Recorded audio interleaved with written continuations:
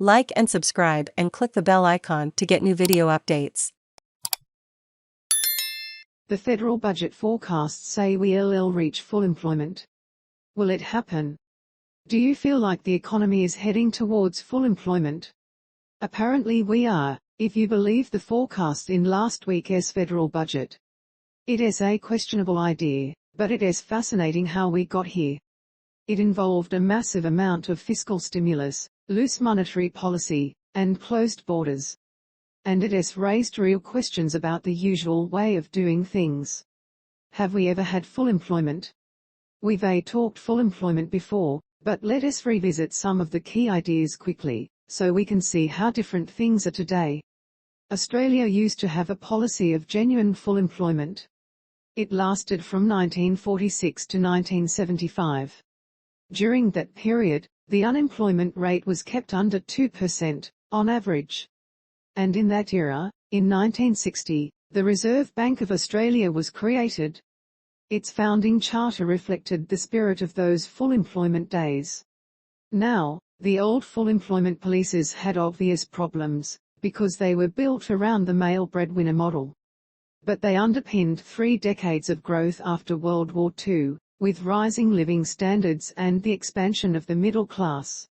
However, when Australia's economy was hit by stagflation in the 1970s, and the unemployment rate jumped to double digits, policymakers abandoned their old commitment to full employment amid the chaos.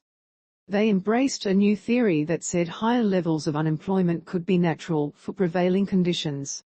Read more, and they adopted a new definition. Full employment would be the level of unemployment that kept a lid on inflation, that is, whatever stopped wages and prices growing too quickly. The ugly term for that level of full employment was the NAIRU, or non-accelerating inflation rate of unemployment. Under the NAIRU regime, the economy could apparently be in full employment when the unemployment rate was 4%, or 6%, or 8% or higher.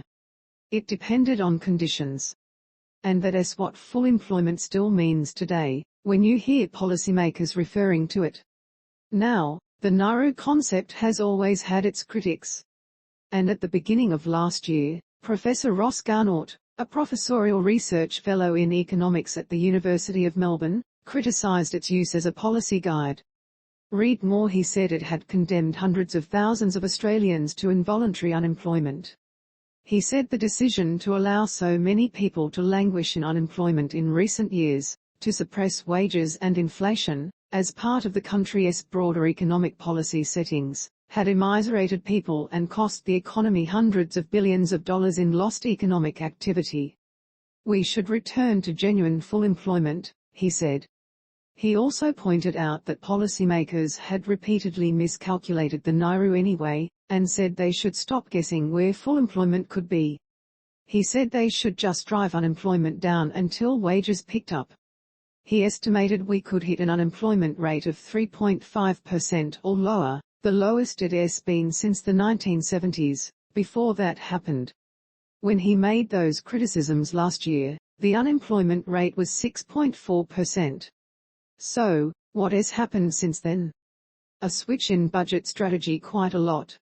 A couple of months after Professor Garnaut's critique, Treasurer Josh Frydenberg said he wanted to use his next federal budget to prioritise pushing unemployment down.